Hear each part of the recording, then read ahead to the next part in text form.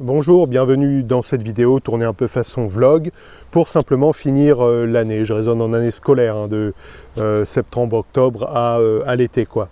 Merci tout d'abord pour celles et ceux qui sont abonnés à la chaîne, qui parfois réagissent et qui tout simplement ont vu, même sans forcément réagir, les vidéos. Voilà, je suis pour l'instant très content de ces vidéos, des retours que j'ai et je vous remercie. Donc à date, il y a 60 abonnés, donc vraiment merci d'avoir rejoint la table de pierre et j'espère dans les prochains temps délivrer du contenu qui vous plaira. On va continuer les vidéos, il y a eu quelques commentaires et c'est vrai pour dynamiser peut-être les choses. Comme j'avais répondu, c'est vrai que je privilégie vraiment les livres, donc les visuels fixes que sont les images qu'on trouve dans les livres de la dessinatrice officielle de Narnia. Comme on voit là, c'est l'arrivée d'Edmund dans le palais de la sorcière blanche, injustement appelée reine de Narnia, avec Maugrim. Donc je privilégie ça au visuel qu'on trouve, c'est vrai, dans d'autres chaînes YouTube d'Heroic Fantasy, que ce soit sur Game of Thrones, sur Le Seigneur des Anneaux, avec des extraits de films. Déjà les extraits de films, il faut être au point, voilà, techniquement pour les mettre. Alors ça, il n'y a pas de souci.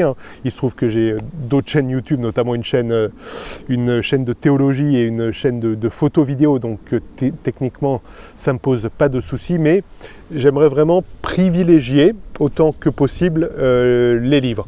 Toutefois, j'ai bien noté, parce que là j'ai trouvé la remarque très, très constructive, c'était une personne qui m'a laissé cette remarque que je salue sous la vidéo sur le roi Peter, c'est la dernière en date. Donc j'ai trouvé la remarque très constructive et je retiens l'idée effectivement. Je vais réfléchir comment, mais pour dynamiser éventuellement les montages. C'est pas dit que ça arrive tout de suite, mais ça va arriver. Sur un autre tour, je dirais qu'un des seuls points de déception, c'est que vous savez, on a des statistiques sur YouTube et il se trouve que, et c'est assez frappant, les vidéos dédiées à C.S. Lewis plaisent beaucoup moins que les vidéos liées aux personnages. Sur les vidéos liées aux personnages, alors celle qui marche le mieux, c'est les vidéos sur Aslan.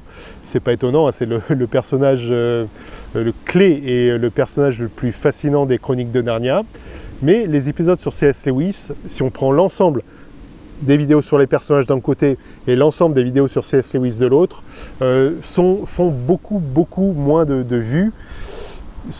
Après, bon, voilà, les gens aiment ce qu'ils aiment et sont attirés par quoi ils sont attirés. J'ai pas à critiquer ça, mais voilà, c'est décevant dans le sens où c'est vrai qu'un des moteurs de la chaîne était justement d'expliquer la pensée de l'auteur et théologien qu'est C.S. Lewis. Alors pendant que je tourne ce vlog, bon, parfois ça m'est arrivé de m'interrompre, et alors je laisse ça n'a rien à voir, mais ça me fascine toujours, je vois passer des joggers, et qui ont l'air de jogger depuis un moment, et qui arrivent à parler, à discuter entre eux, en courant, voilà. Donc, simplement, la remarque est gratuite, simplement ça m'a toujours fasciné. On en vient à le sujet peut-être pour lequel vous avez cliqué, peut-être à la découverte de ces vidéos ou à la découverte des films Walden Media Disney que vous avez pu voir ou revoir. Vous avez envie cet été de lire les Chroniques de Narnia. Dans quel ordre les lire? Il y a deux optiques. Il y a tout d'abord l'optique de l'histoire et ensuite il y a l'optique de la création. Si vous vous en tenez à la date de création, il ne faut pas lire en premier Le Neveu du Magicien, qui, dans l'ordre chronologique, certes, est la première chronique de Narnia, mais qui a été écrit bien plus tard. C'est une des dernières à avoir été écrite. Donc je vais donner d'abord les ordres de lecture et ensuite celui que je préconise selon ma propre expérience. Si vous voulez suivre l'ordre de rédaction des Chroniques de Narnia, il y a tout d'abord le lion, la sorcière blanche et l'armoire magique. Voilà, c'est la première. La deuxième, c'est le prince Caspian. Je parle bien de l'ordre d'écriture. Et la troisième, c'est l'Odyssée du passeur d'aurore. Voilà, en gros, c'est les trois qui ont été adaptés dernièrement au cinéma. Parce qu'il y a eu d'autres adaptations bien avant, par la BBC, on en parlera sans doute un jour sur la chaîne. Voilà, donc c'est lire dans cet ordre, et sachant que, comme j'avais dit justement sur une vidéo sur C.S. Lewis, à la fin de l'Odyssée du passeur d'aurore, et bien que n'étant pas satisfait parce qu'il voulait penser la création du monde de Narnia, etc., il s'était dit qu'il allait arrêter là, donc quelque part, ça constitue une première trilogie cohérente. C'est vrai qu'on a quand même une certaine révélation, bon, si on ne s'en doutait pas encore, à la fin de l'Odyssée du passeur d'aurore. Je vous renvoie à la vidéo notamment sur Repeat Ship, avec une fin qui est quand même, dans l'idée, bien un peu différente entre le livre et le film. Mais bref, voilà, Le Lion, la Sorcière Blanche, L'Armoire Magique, le Prince Caspian, l'Odyssée du passeur d'aurore, ça fait une trilogie qui est cohérente, à laquelle vous allez ensuite ajouter les autres livres de Narnia. Tout simplement, il y a la suite, le fauteuil d'argent, donc qui se situe avec le roi Caspian vieillissant. Ensuite, il y a un conte, c'est un de mes préférés, Le cheval et son écuyer, qui se situe du temps c'est justement le seul roman qui se situe du temps de l'âge d'or de Narnia. Bien sûr, les 4 frères et sœurs Pevensie qui règnent, on les a dans Le Lion, la Sorcière Blanche et l'Arbre Magique, mais ils règnent vraiment qu'à la fin. Ça nous raconte comment ils accèdent au trône. Et là, c'est une histoire qui se passe pendant leur règne. Ils ne sont pas personnages principaux, mais on nous apprend comme certaines choses sur Peter et ses activités dans le Nord. On les croise quand même, on croise Monsieur Tumnus, notamment. Voilà, donc il y a ce livre. Il y a enfin, parce que C.S. Lewis a enfin réussi sur la fin à écrire la création du monde, il y a celui-ci, donc c'est Le Lion, la Sorcière Blanche et l'Armoire Magique. Vous vous souvenez peut-être, si vous avez que les films, de la maison de l'oncle chez lesquels vont les enfants Pevensie. Et c'est les aventures de l'oncle justement, et aussi c'est un de mes préférés, celui-ci. Et enfin, il y a la dernière bataille. Voilà. Alors je sais pas à la fin si je vous les ai donnés vraiment dans l'ordre d'écriture, mais grosso modo c'est ça. Ce qui est sûr, c'est que dans l'ordre d'écriture, les premiers c'était Le Lion, la Sorcière Blanche et l'Armoire Magique, Le Prince Caspian et enfin l'Odyssée du passeur d'aurore.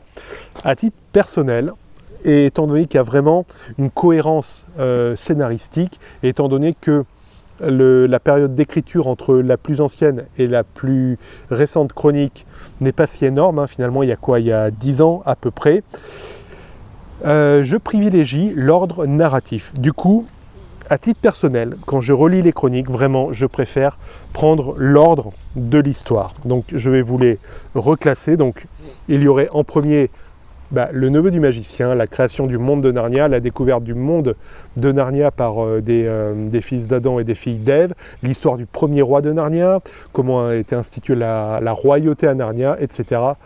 Il y a des vidéos qui en parlent sur la chaîne. Voilà, le neveu du magicien. En deux, c'est Le Lion, la Sorcière Blanche et l'Armoire Magique, comment mettre fin à 100 ans de règne de l'usurpatrice, la Sorcière Blanche.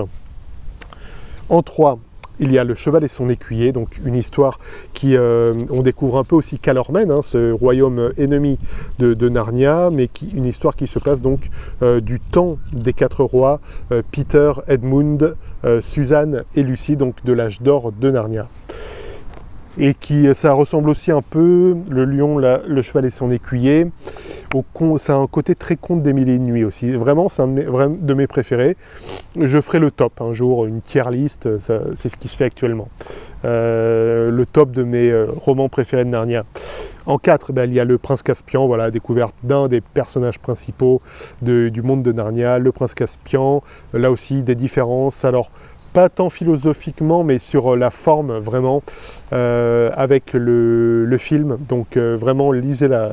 Je vous invite à lire la chronique. Ensuite, l'Odyssée du passeur d'aurore. Voilà, ça c'est un classique, c'est un des plus gros, sachant qu'un des plus gros, je dirais que c'est un des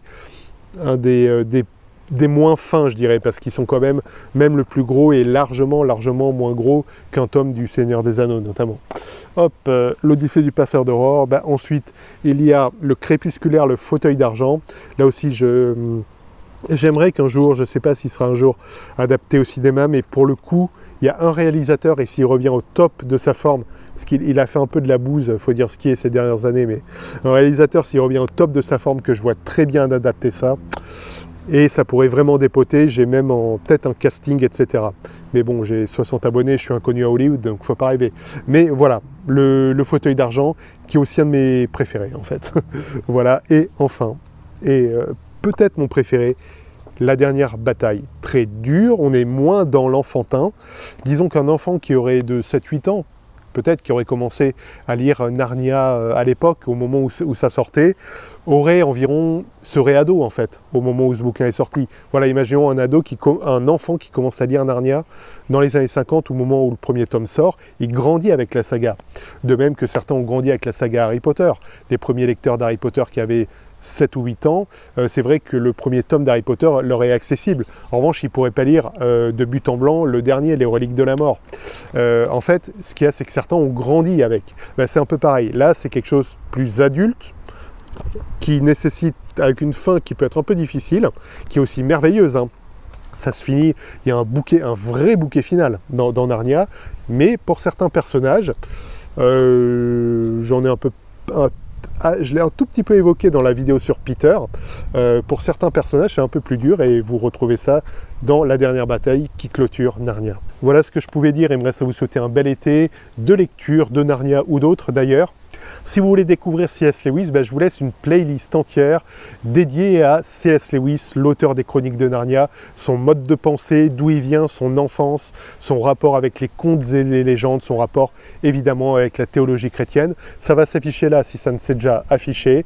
Et je vous retrouve dans ces vidéos ou dans une prochaine. Je vous souhaite un bel été et d'ici là, je vous dis à bientôt et lisez beaucoup. Ciao.